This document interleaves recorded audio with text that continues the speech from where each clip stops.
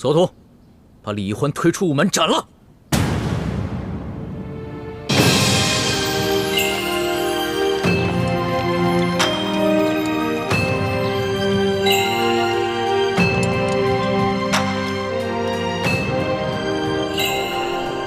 索图，奴才在。山西巡抚刘德昭一案办得怎么样了？回皇上的话，刘德昭贪赃枉法，罪行累累。他不但私自侵吞朝廷的赈灾粮款，还圈地占地，危害一方，刺杀山西总兵书建，甚至行刺皇上，实乃罪大恶极，罪证确凿。刑部已经把他和同伙33人押往菜市口问斩了。那他的族人呢？刘氏一族，褫夺功名，贬为庶民，流3000里。这怎么处置的如此之轻啊？是，皇上，这刘德昭犯的可是滔天大罪，本应诛9族的呀。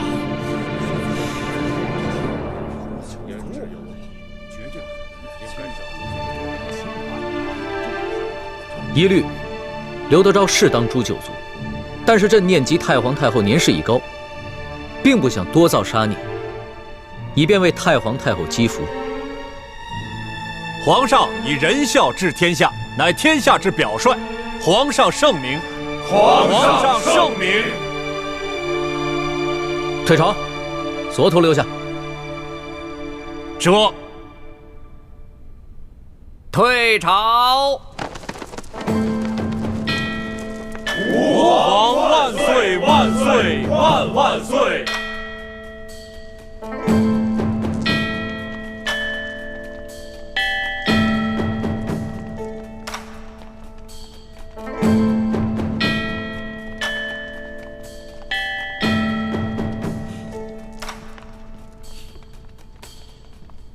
索图，奴才在。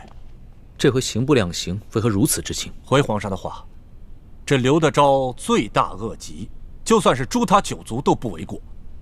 可是皇上旨意说，其余族人从轻，切切不可累及无辜，所以刑部以为圣意如此，所以就将其轻判，只是将他们刘氏一族褫夺功名，贬为庶民，流放3000里。朕下的旨。是啊，皇上，难道您忘了那天在御书房，您拟的旨，然后世淑姑娘亲手交到奴才手里的？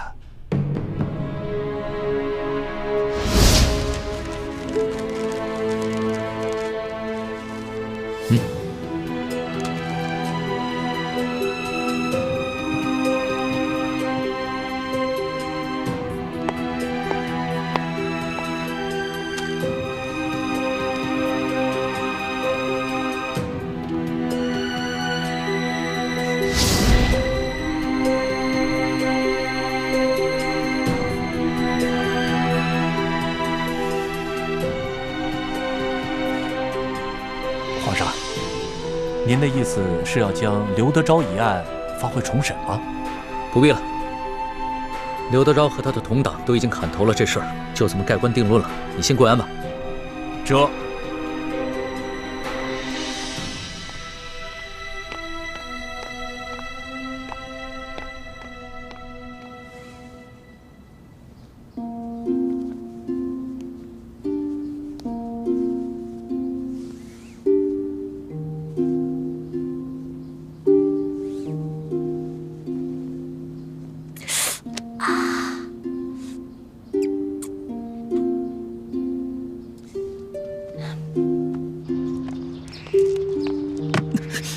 哎呦，皇上，你小心点，小心点！谁把门槛垫这么高的？赶紧给人削平了！这，小德子还不去取传公家，快！再不削平，朕削了你的脑袋！这，皇上息怒，皇上息怒。糟了，难道东窗事发了？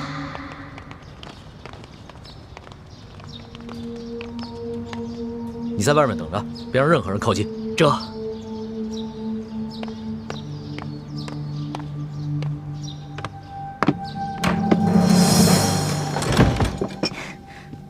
冷小小弟下早朝了，喝点茶吧。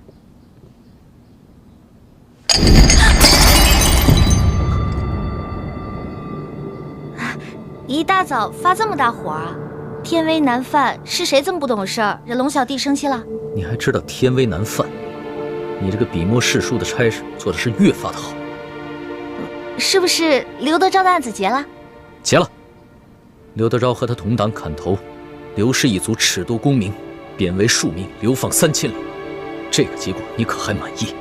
哎，后宫呢不得干政。虽然奴婢不在皇上的后宫之内，但是奴婢也是个女人呢，头发长，见识短，怎敢胡乱议政呢？不过皇上既然这样处理，肯定有皇上的道理啊。李欢，你别以为朕宠着你，你就可以恃宠而骄。你竟然敢矫诏给了索额图一道假圣旨！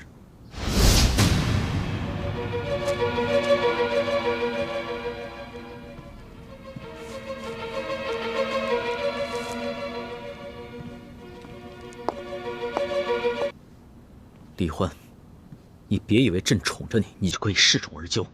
你竟然敢矫诏给了索额图一道假圣旨！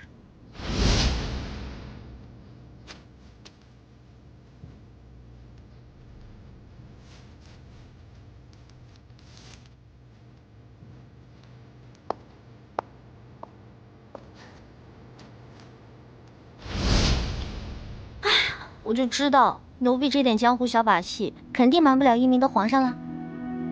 是不是索额图跟刑部的人发现那道圣旨是假的，要杀刘德昭全族啊？要是发现了，你还能在这儿？早就进天牢了。那也就是说，刘氏一族老少全都安然无恙了？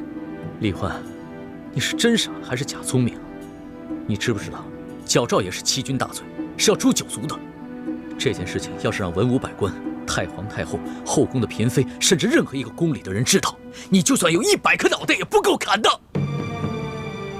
奴婢矫诏的确不对，可是皇上滥杀无辜、大开杀戒，难道就是对的吗？到了这个时候，你还不知悔改，反过来指责朕滥杀无辜，你是不是以为朕真的不敢诛你九族？奴婢根本没错，错的是皇上。反正奴婢的族人早已流散四方，根本找不到我。奴婢一人做事一人当，如果皇上真的气不过的话，那就砍了奴婢的脑袋吧。奴婢绝不皱一下眉头，用奴婢的1颗人头换600多颗人头，值了。好，真英雄啊！那朕今天就拿你这颗脑袋去换刘氏600多颗人头。来人，传索额图。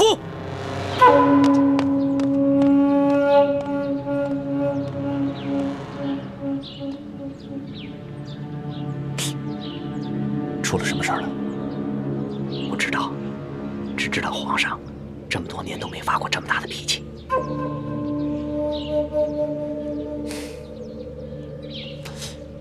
是不是因为世庶姑娘？除了她，谁还有这么大的胆子？是索额图到了吗？还不快给朕滚进来！这。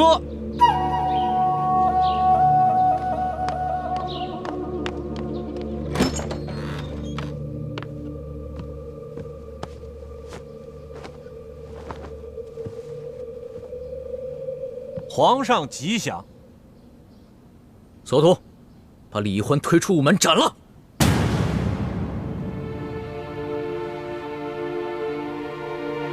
啊！世庶姑娘犯了什么事儿？皇上要砍她的头啊？总之是砍头的大罪。你问那么多干嘛？还不快去！皇上息怒，皇上三思。你啰嗦那么多干嘛？啊！朕让你去就去。这把头砍了，我看你还逞什么英雄！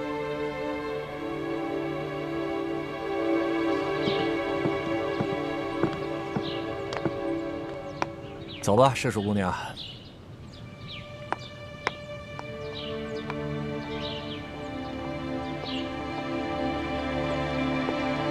索大人，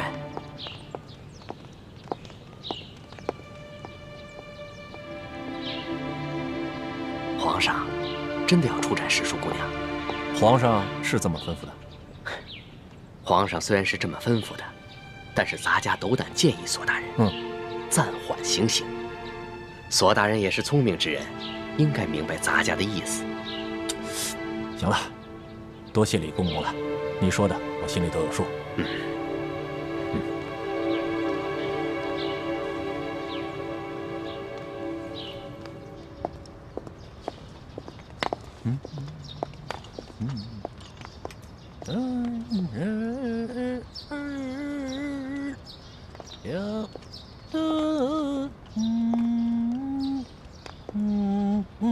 索大人，索大人，你为什么不问皇上为什么大发雷霆，要砍我头啊？我是不敢问，也不想问呐。在这宫里头，事儿知道的越少，越安全。皇上不会真砍我头吧？哎，姑娘啊，这次山西之行，我心里看得很清楚。皇上心里对姑娘那是非常看重，姑娘啊，可不比其他人呐。如果今天我真的犯糊涂，砍了你的头，那接下来皇上就该来砍我的脑袋了。那姑娘放心，咱们呢就这样慢慢的溜达，说不定我们还没有溜达到午门，皇上就派人下旨要来赦免你了。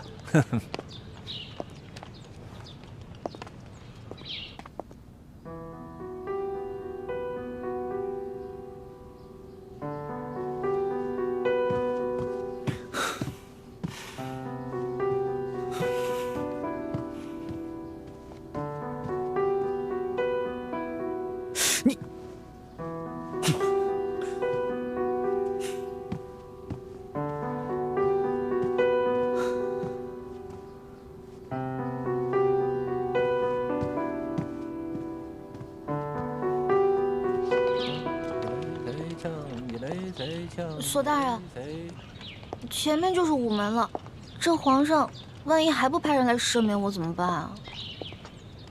那我可就只能执行圣旨了。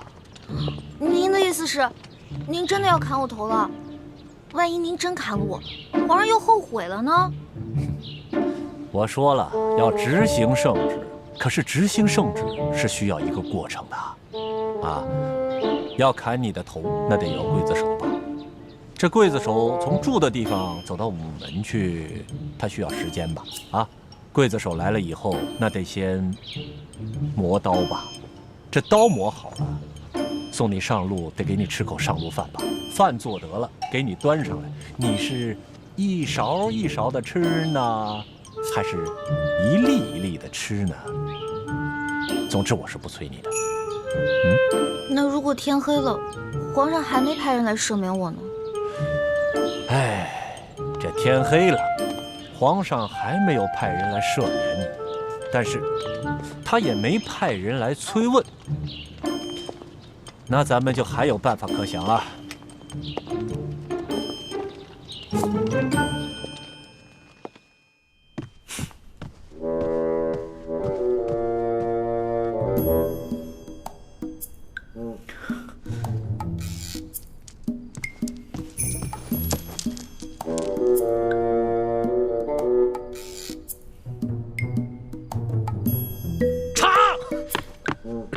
奴才这就去。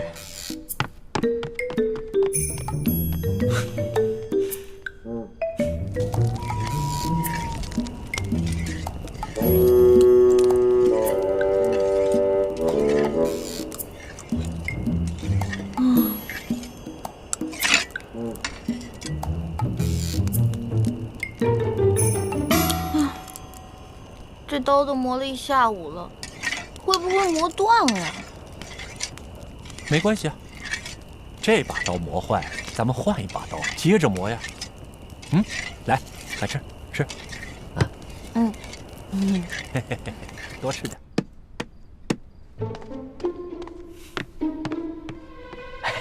皇上，你消消气儿啊，喝杯茶消消气儿。这谁沏的茶？怎么那么难喝？是奴才的徒弟小德子沏的。你怎么教徒弟的？连个茶都不会沏。皇上息怒，皇上息怒。皇上的茶通常都是世淑姑娘给您沏的，小德子他一时半会儿掌握不好火候，求皇上您饶了他这回。哎呦，皇上，哎呦，皇上，你的福啊，你还知道啊？你还知道朕离不开那个小丫头？那刚才朕要砍她脑袋的时候，你怎么不替她求个情啊？啊！朕在这急得团团转啊！你个老东西，一声都不吭你！哎，你在宫里待了一辈子了，这点眼力劲都没有啊？不，皇上，我这不是想让您冷静冷静再说吗？那奴才现在求情来得及吗？哎呦，索大人不会现在把宜欢姑娘的头都砍下来了吧？索图要是连这点眼力劲都没有，那朕真是白疼他了。啊，难怪皇上让索大人来执行圣旨呢。你这个老东西，挺机灵。哎，皇上息怒，皇上息怒。现在知道怎么说了吗？哎，知道。还不快去！哎，奴才马上就去。哎，皇上息怒啊，皇上息怒。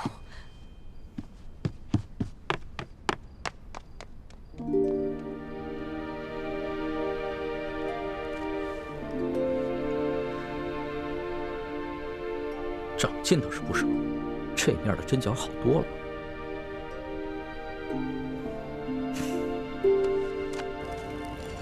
索大人，你说皇上不会真想杀我吧？这样跟你说吧，这俗话说得好，天威难测啊。哎，没事啊，赶紧吃吧啊！我就知道，不能相信皇上的话。之前还信誓旦旦的说永远不会砍我头呢，没有想到言犹在耳，现在就要砍我头了。呸！哎，索大人，喏，说着人来了。索大人，哎，李公公啊，皇上有旨，把李宜欢带回永乐斋。哦，这样啊，好，那奴才遵旨。李公公，皇上不生我气了？那还用说，本来皇上是龙颜大怒，是我拼了性命不要，在皇上面前苦苦求情啊，皇上才让我把你送回去。姑娘，你再回去以后，可不能再忤逆龙鳞了。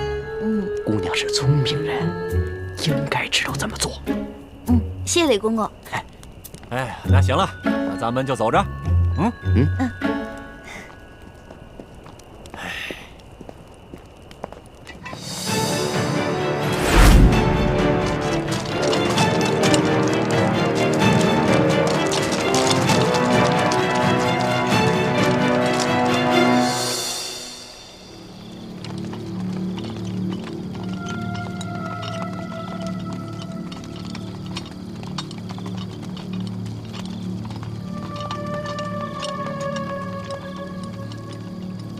离约定的时间还有半炷香，不知道孩子们得没得手。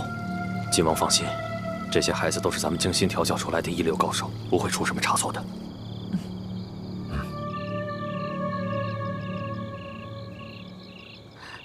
武师傅，你扮起平西王侧妃，简直惟妙惟肖。这世上除了缺胳膊少腿的残疾，就没有你武师傅扮演不了的人。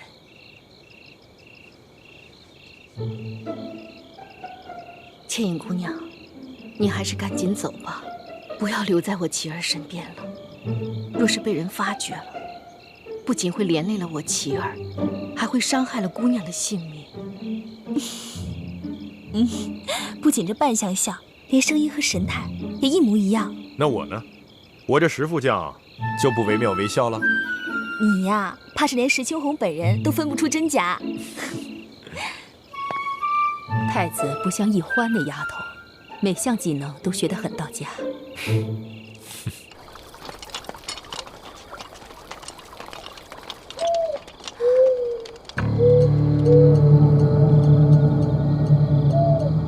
王妃，石将军，叶师弟已经得手了，咱们可以出去了。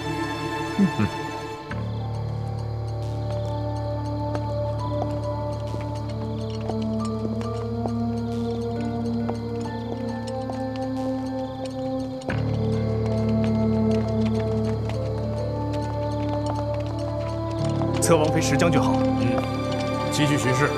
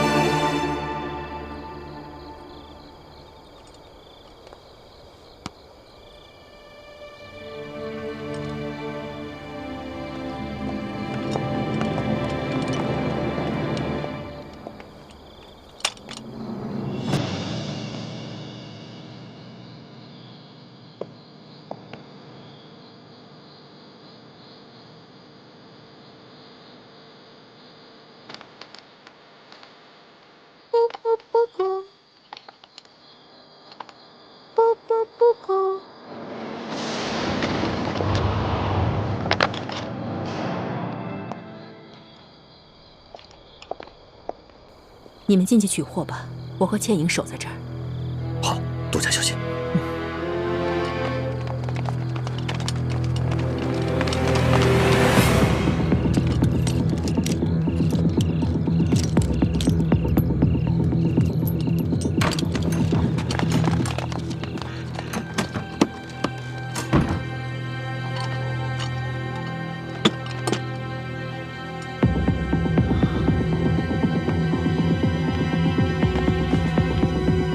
有机关，大家注意安全。好。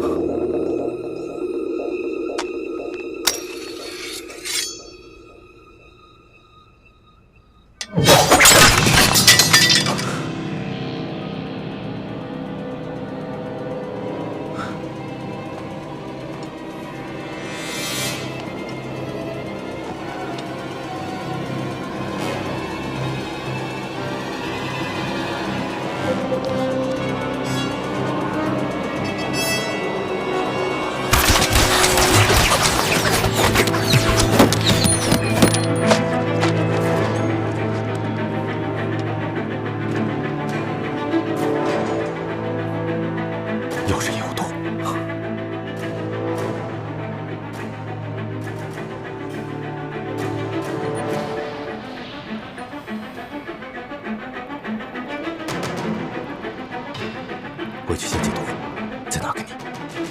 好，走。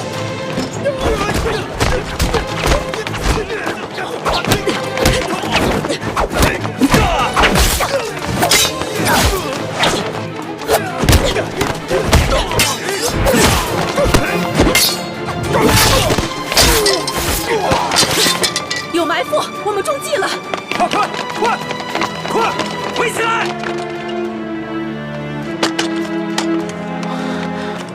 爹，王府里好像有什么动静，不会是大师傅和太子遇到什么麻烦了吧？快撤！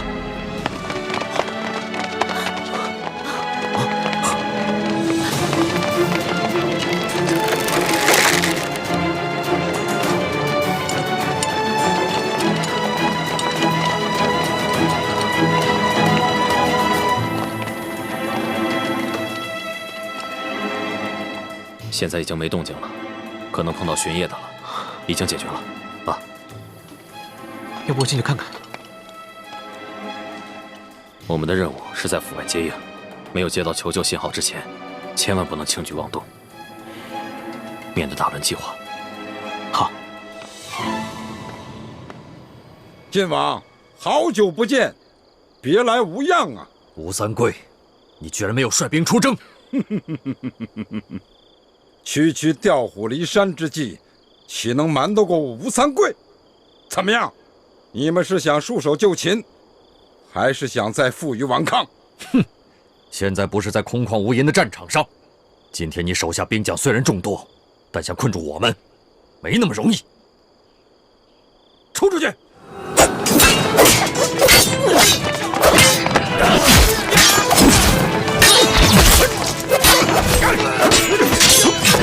放箭！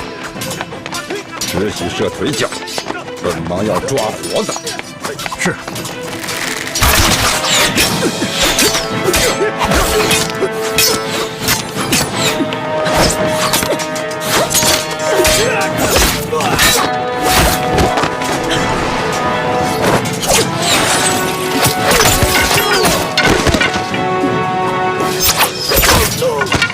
吴三桂拿命来！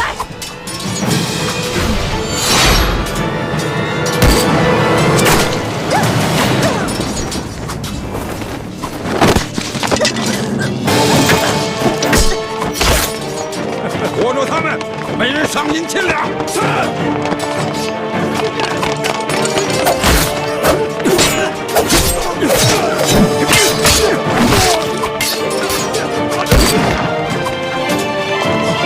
都给我住手！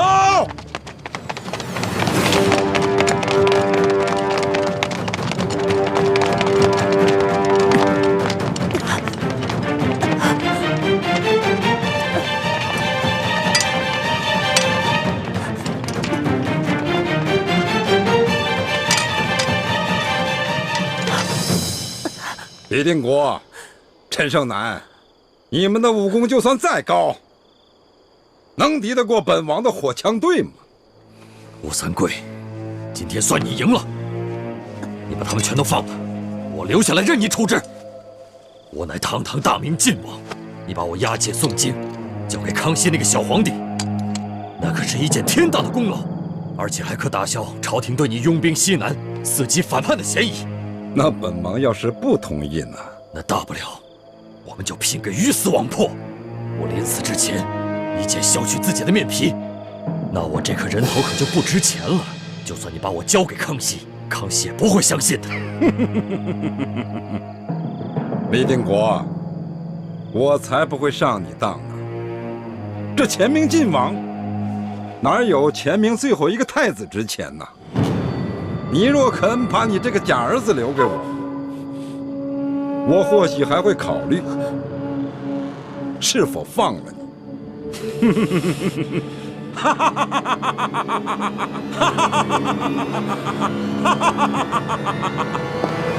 住手！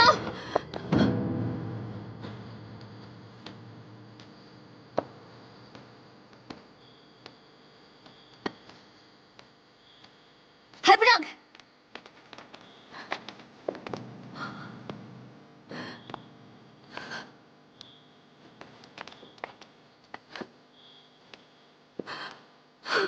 你们可看清楚，这可是真的平西王侧妃，不是我们的人假扮的。爱妃，王爷，救我！李定国，你这个猪狗不如的东西，你竟敢挟持本王爱妃！你们若敢动秦氏一根毫毛，尔等一个也休想活着离开这平西王府。吴三桂，17年前，我李定国亲手射杀了我的爱妻，更亲手射了我刚出生的女儿一箭。我犯下了人伦大罪，天下人人都可啐我李定国的脸，都可以骂我李定国一声猪狗不如，唯独你吴三桂没有这个资格，因为你引狼入室，屠戮同胞，你是我大明王朝的千古罪人。李定国，我不与你逞口舌之力，你快快放了我爱妃！吴三桂，你由衷也学我李定国猪狗不如。今天你也一箭射杀你的女人，这样我们这些大明遗臣就被斩草除根了。你以为我不敢？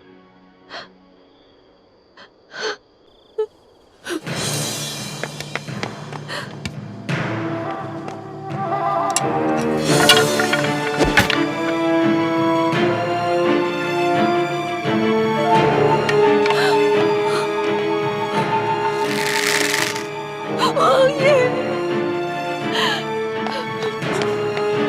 住手！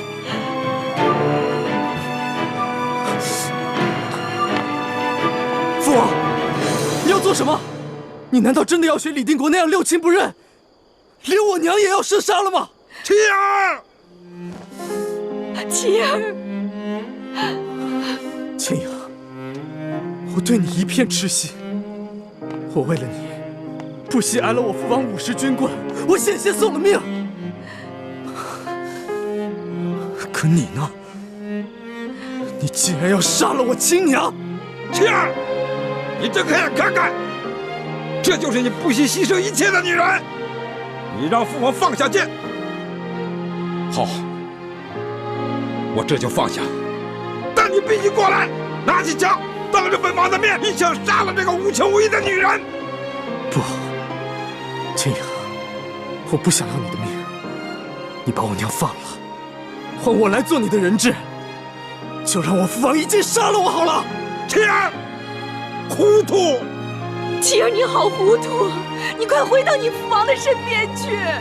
我再说一遍，你放了我娘！妻儿，你疯了！快退回来！妻儿，放了我娘！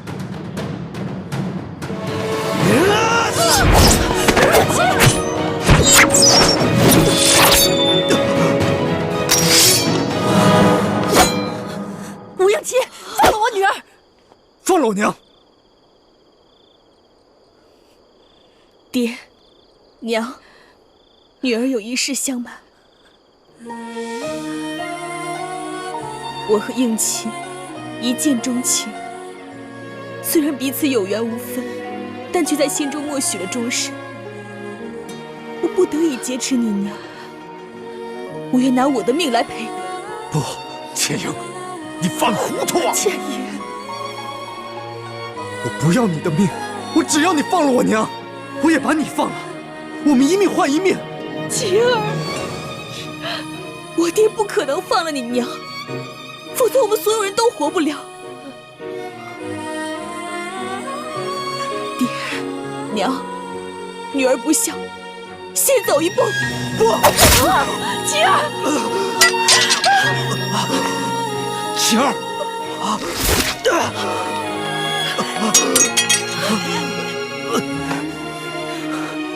你放了我娘！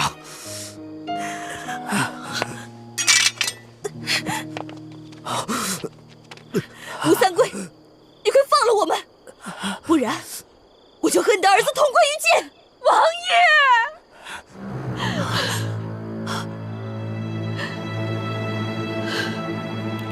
吴三桂，现在你的女人和你的儿子都在我们的手上，我李定国一言九鼎，只要我们到了安全的地方，我会毫发无损地把他们还给你。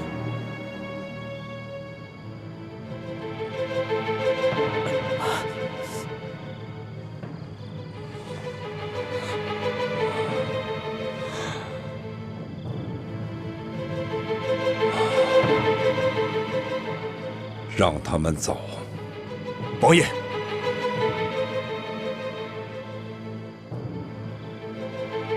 走。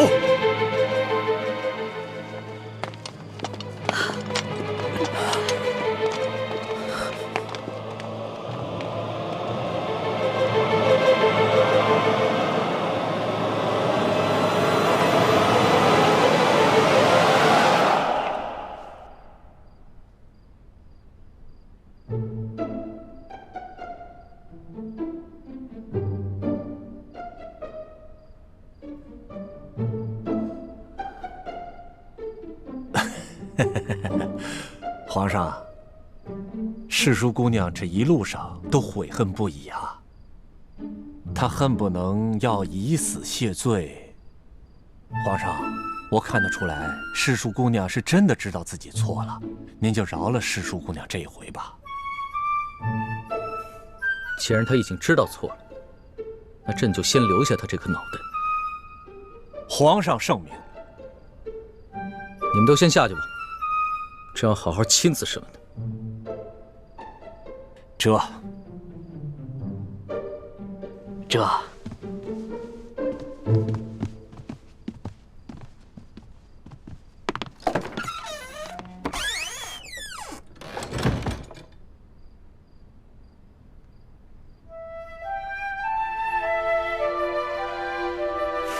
起来吧。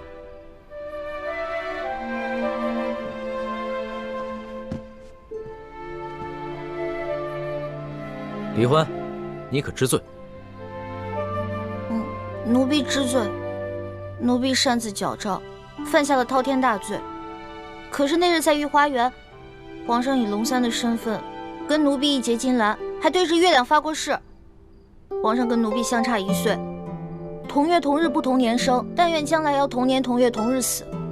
如果今天皇上砍了奴婢的脑袋，难道皇上要陪着奴婢一起去吗？你还敢提那档子事儿？你就是因为这个才无法无天的吧？可是你别忘了，那日在刑场，你可说过要跟朕断绝结拜情谊的。那次不算，那次是以为奴婢要被砍头了，不能连累皇上跟奴婢同生共死，所以才狠心说要断绝关系。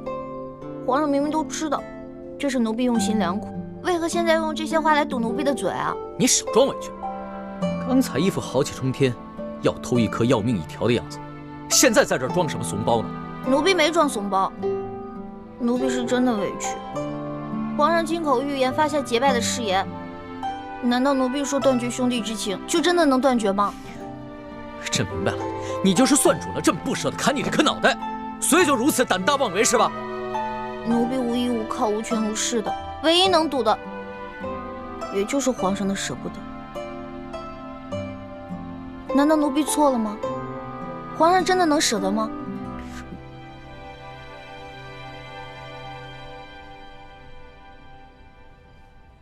皇上，您还记得我们第一次相见时候的情景吗？人们都说朝廷无道，民不聊生，可为何京城是如此的繁华呀？让开，让开，都让开，让一让，让开！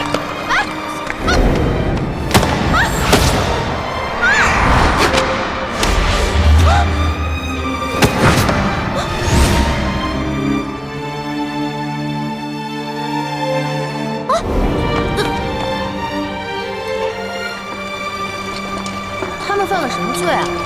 那车上还有婴儿呢，也要被砍头？他们可是前明的余孽，口口声声要光复大明，这都是特等的大罪，是要诛九族的。当今皇上这么残暴，诛九族，怪不得这些人要光复大明。哎，你们说那暴君是不是长得青面獠牙，极其恐怖啊？那个时候，奴婢万万没有想到，那个老成大器的少年，就是当今的皇上。可那个时候的皇上对鳌拜动不动就诛人九族的暴行亦是十分不满，可为何如今皇上也要动不动就诛人九族呢？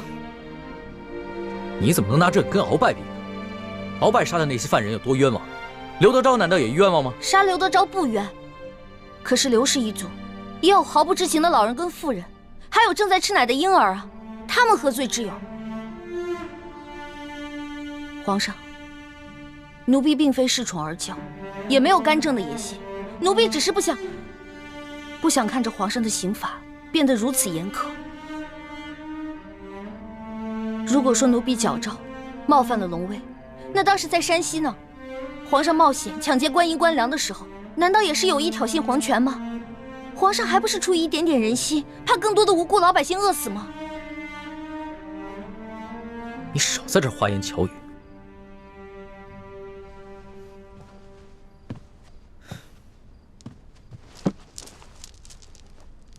朕今日虽然不杀你，但是必须要罚你，要不然指不定日后你还会闯下什么了不得的大祸。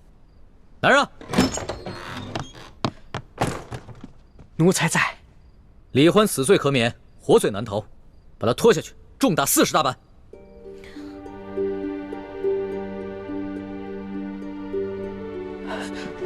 皇上，世淑姑娘好不容易才9死1生逃了回来，她的脚伤刚刚好。世淑姑娘身子弱，这40大板她可经受不起啊！求皇上开恩，饶了世淑姑娘吧。老东西，这会儿你知道求情了？你会错圣意了，还不快去！这……慢着！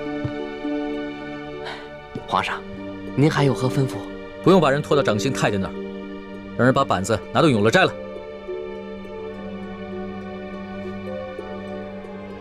这……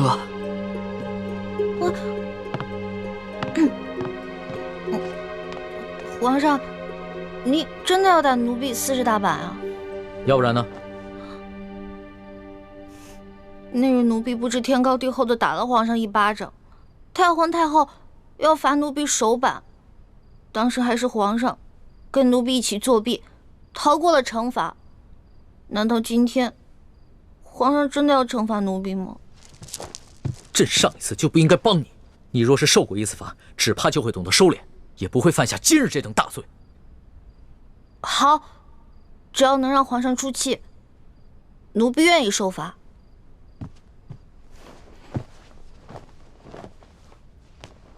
奴婢谢皇上隆恩。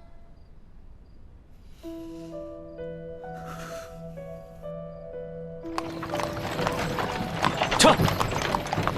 撤！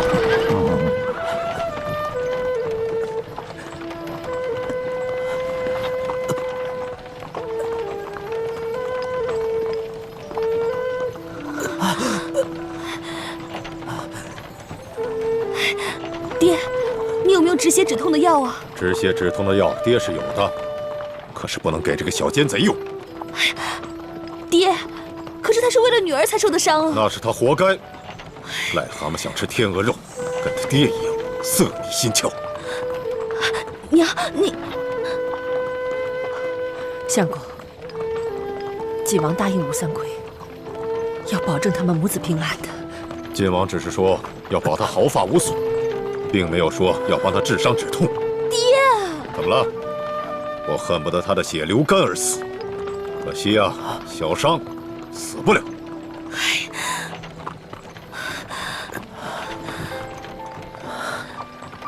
秦阳，我没事儿，我也不疼，你别担心。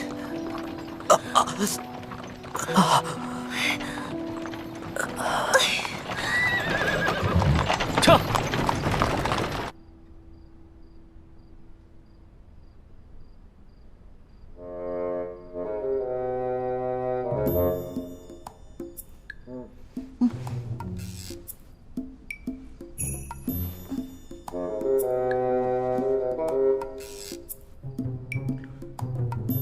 皇上，要打您赶紧打吧，我这跪的腿也疼了，腰也酸了，连脖子都僵了。这老东西拿个板菜拿这么久。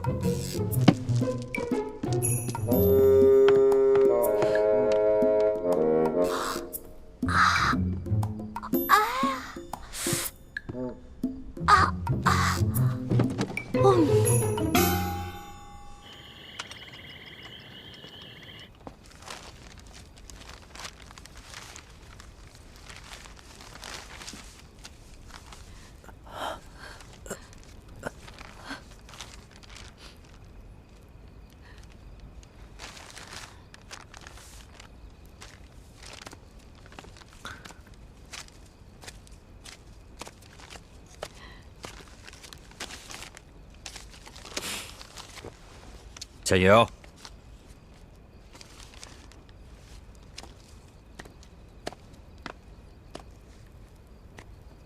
人家平西王府的侧妃和二公子，平时山珍海味都吃得厌了，咱们这些带腥骚气的野味儿，人家怎么能看得上眼呢？大师父，他们母子和吴三桂不同，况且他们还救了我们的命。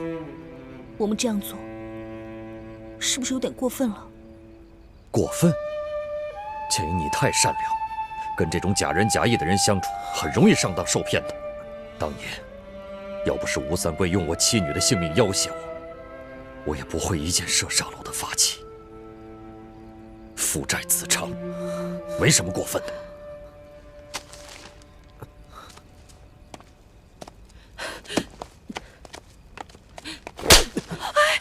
吴师傅，你这是干什么？倩影，你难道忘了吗？你吴师傅全家老小是怎么死的？是吴三桂认贼作父，引清军入关，他们全死在清军手里。现在我打他儿子几下，难道过分吗？儿子！师傅，师傅，求你们不要再打我儿子，要打就打我吧。我叶明章，向来不打女人，但是你儿子我就没办法了。谁让他是吴三桂的儿子？那好，你骂吴三桂一句是畜生，是禽兽，是大汉奸，我就不打你。骂呀，骂吴三桂！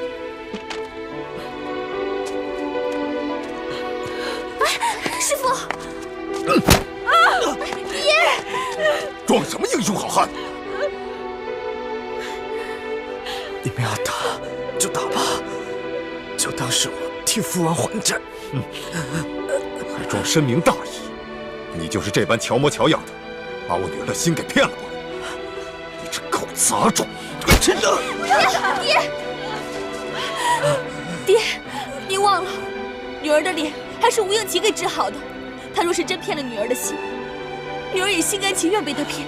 你，相公，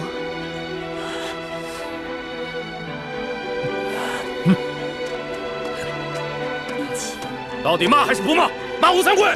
不是，师傅们，你们若还想撒气，就冲倩影来吧。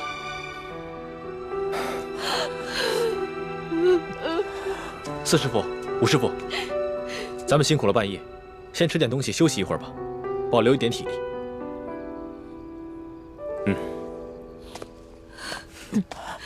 小子，今天我们暂且饶过你，但是你得给我记清楚，那天我们几起，到底骂还是不骂？骂吴三桂！不是，师傅们，你们若还想撒气，就冲倩影来吧。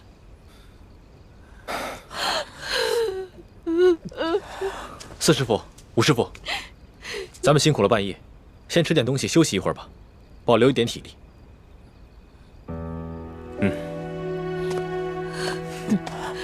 小子，今天我们暂且饶过你，但是你得给我记清楚，那天我们几个手痒了，就有你好受的。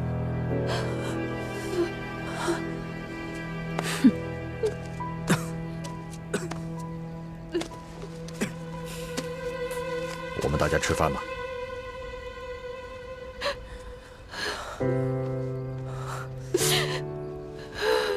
我没事，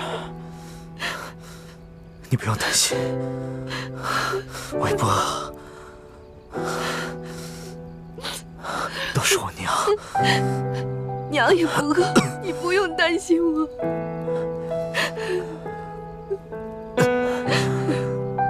快回去吃吧。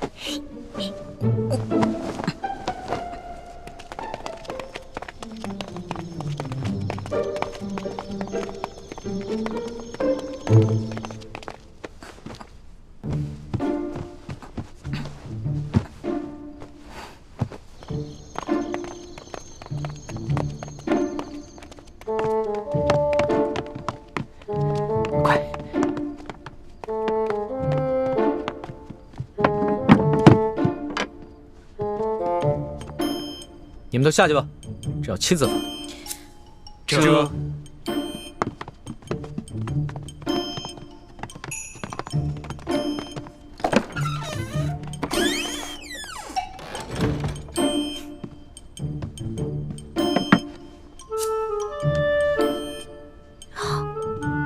皇上，您真的要打奴婢啊？不然呢？这次要是再不罚你的话，你都要上房揭瓦了。君无戏言，这是你自己说过的。过来，趴下。好吧，不就挨几下板子吗？打就打。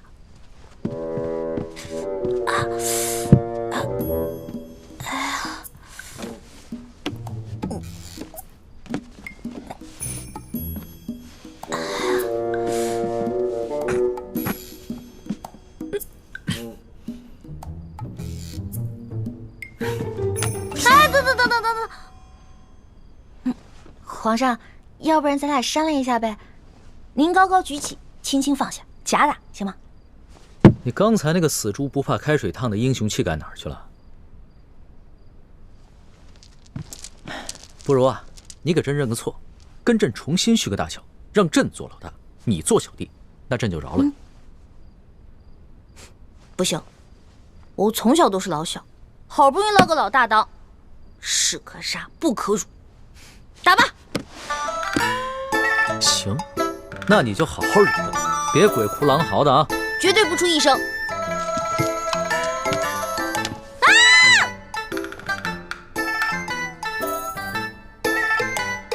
我真打了！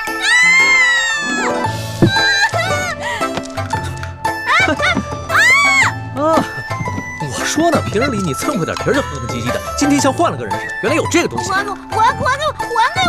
什么东西？大清哪条律法规定了，奴才被打的时候，屁股里就不能垫垫子？还给我！你趴下，板子还没打呢。皇上，您难道真的要打奴婢40大板吗？皇上，您看您这板子这么大，你要是真在我屁股上打，那我屁股不得开花了？能不能打个折呀？半折、对折，20下。不行，40大板，一下都少不了。那要不然就4折15下。你的算术先生是被你活活气死的吧？4折16。皇上英明，16下，那我们就决定了，就打我16下。谢谢皇上。到了这个时候，你还想给朕下套啊？我告诉你，40大板一下都少不了。哎，等一下，又怎么了？您看是这样的，如果硬打我40大板都打在屁股上，我是个女孩啊，半个月都起不来，走路一瘸一拐的，多难看。要不然换个地方打。也是，真把你屁股打坏了，你这半个月下不了床，朕这儿也没人伺候。行，你先起来吧。谢皇上开恩。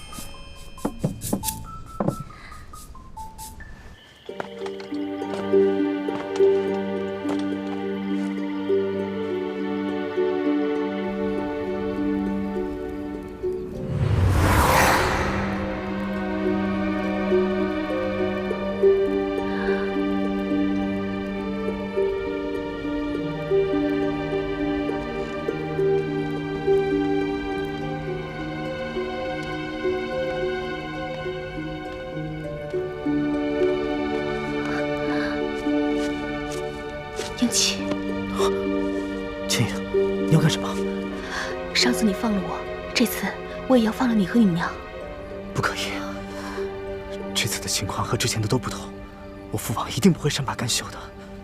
你若是真的把我们母子给放了，不光是你，甚至连你的父母都会有危险的。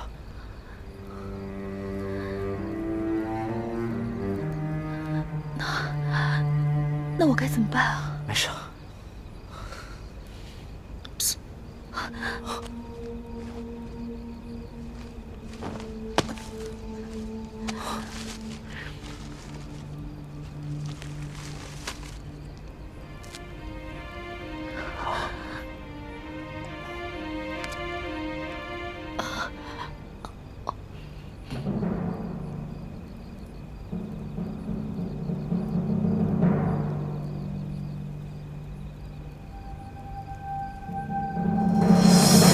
义父，义父，义父，诸位师傅，吴三桂追过来了。怎么办？我们逃吗？逃不是办法，在这云南境内，我们只会被他们追得精疲力尽，最后结果还是一样。那依太子之意呢？我们手上有人质，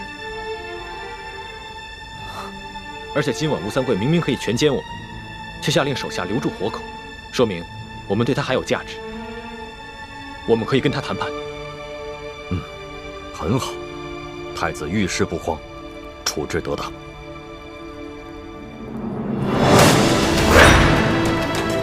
晋王，前明太子，你们已无路可逃，识时务者为俊杰，快出来投降吧！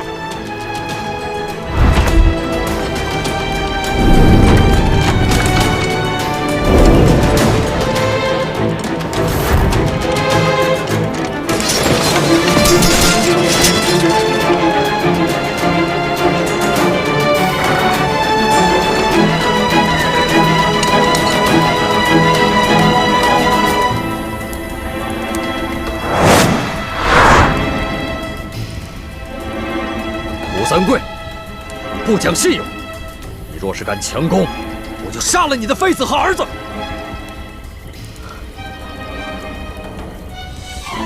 王爷，怎么办？晋王，你已是瓮中之鳖，无处可逃。我劝你还是赶快投降吧，我还可以饶你不死。我给你1天的时间考虑，希望你不要让我失望。传令下去，距离此处100步之外安营扎寨，听候本王的号令。卑职遵命。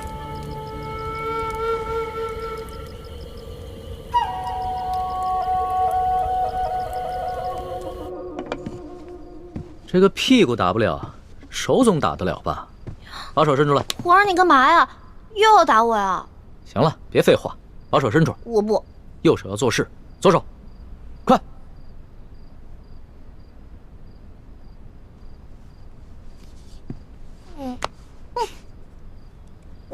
疼死我了！你可是真英雄啊，这声音都传到紫禁城外面去了。奴婢是假英雄，真怂包。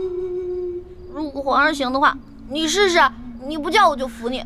这个时候你还敢跟朕顶嘴？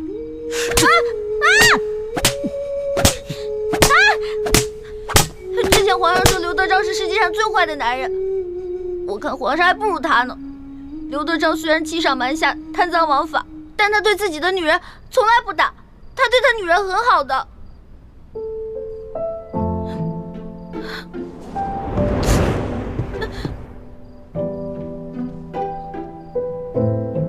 你又不是朕的女人，为什么这样护着你？还是说，你愿意做朕的女人？说呀，说你愿意做朕的女人。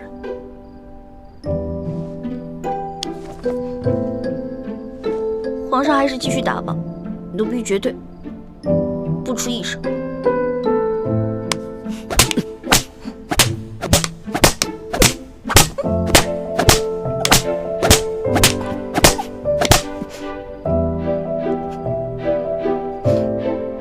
要哭就哭出来，别憋着，装什么英雄？奴婢不想装英雄，奴婢只是装不了皇上的女人。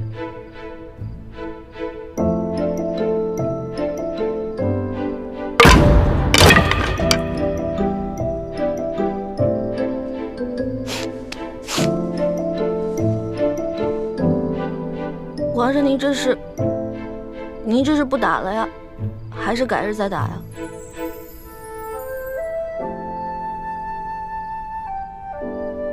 把手伸出来，给朕看看。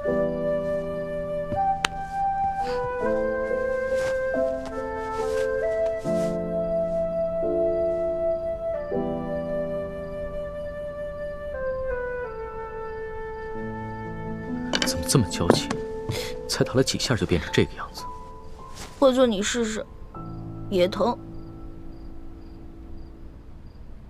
老大，不是朕想打你。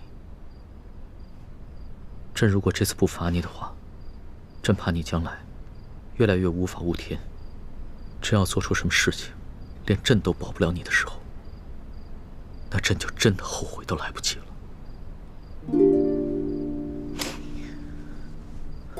可能这次真的是打中了。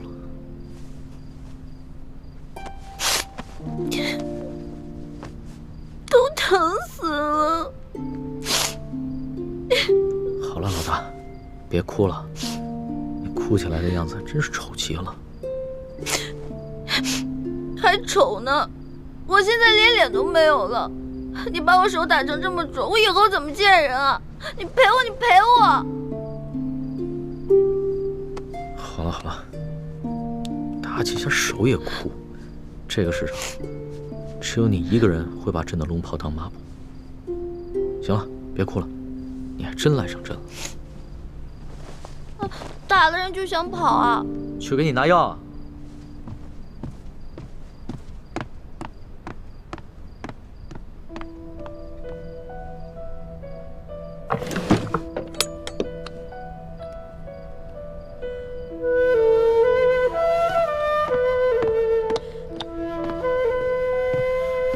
把手伸出来。